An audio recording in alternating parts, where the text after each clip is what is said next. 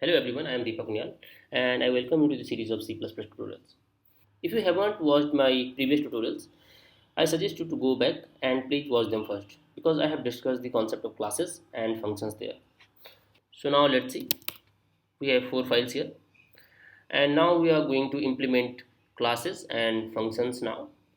So I will name the program functions.cpp. So for that what I can do, either I can use this nano editor or I can use any other text editor. So here you can see I have atom editor for this. You can create files from here as well and you can do it from terminal. So let us create the file from terminal first, functions.cpp, and if you go back here you can see there is a new file functions.cpp, and here you can start writing your program, right?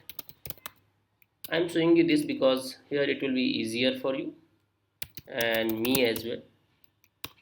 So first it has include iostream, which is header file, and then you need to use namespace, which is std, and semicolon at the end. Now I'm going to define a gradebook class. So you can write a comment like this: gradebook class definition. You can copy it from here, class gradebook, and then provide braces and semicolon at the end. So it is similar like structure in C if you have read C previously. And then we have to write one thing: public. If you remember our discussion from previous lecture, you might know what it is. It's a access specifier, display message, and here we are defining a function without any argument. So we'll modify this function further. Welcome to gradebook. This is our message, and at the end we will write endl.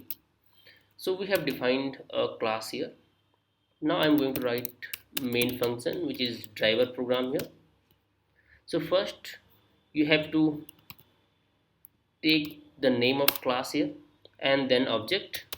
I want to take it gb because it's gradebook, so easier to remember. Then you have to use the name of object and dot function name. You can run this program here as well.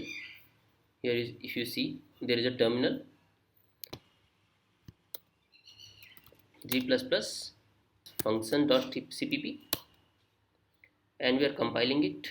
You can see green file here, a.out. Now a.out is there, so you can run it like this: welcome to gradebook, and our program is running fine, right? So till now we have discussed the function without arguments. Now what we are going to do, we'll place some arguments here, and what we are going to do, we'll pass some course name from here. So if you are passing some argument, there should be some parameter here as well. So we'll include a parameter here. So it is like course name. Make it in camel case, it's easier to read, right? And here we should have course name as well. But C or C++ requires some data type, right? And we don't have any data type here. So what we have to do, take a data type string, but you can't use string like this. First you have to include its header file, which is this, and as it comes under std, so we don't have any problem in using this. If you don't write this line, then you have to use std double colon and then string, right? But we don't need this, right? Here we are passing course name, but we have not taken any course name as input from user. So what you can do, you can either assign it like this, maybe C++, right? And then show it here: welcome to the gradebook, and here we will write course name which we have received in arguments. Okay, so let us see if we have not made any mistake. And there is one thing that is remaining. We need to write type when we are assigning some value to a variable, and also we will have double quotes here. So what we can do, we can run a program from here or terminal as well. So let's see the files here. So what we can do, we can first compile this program and run it. Now you can see welcome to the gradebook and C++. Similarly, you can also run the program from this place. What you have to do, C++ functions.cpp and then /a.out, right? So we have compiled the program successfully and run it, right? You can change the message here whatever you like. So now one thing that is remaining is taking input from the user. So how you can do that,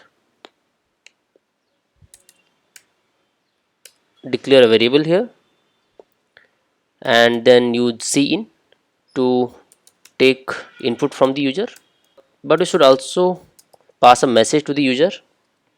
Enter course name,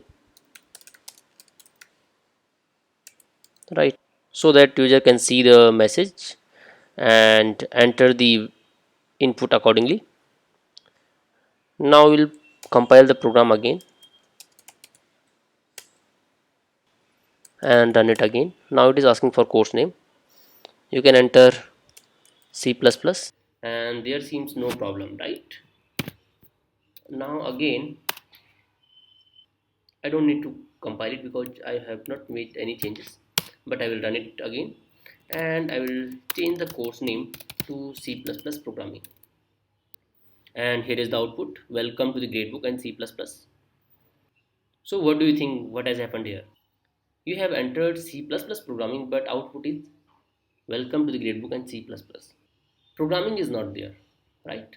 So where seems the problem? The problem is that when we are taking input from cin, it leaves everything out after a space. So what we have to do, we need to modify it, comment it first, and then we need to use a library function getLine, which takes first argument as cin, which is an object, and then variable name. So what is variable name? Course name, right? You want input in that. Now everything will be fine. So first compile the function and then run this function. So if you write C++, there will be no problem. We have already seen this. But now if you are entering any other subject name which have some spaces in it, it will also work fine. And here you have seen that how can we pass arguments and accept arguments in a function, right?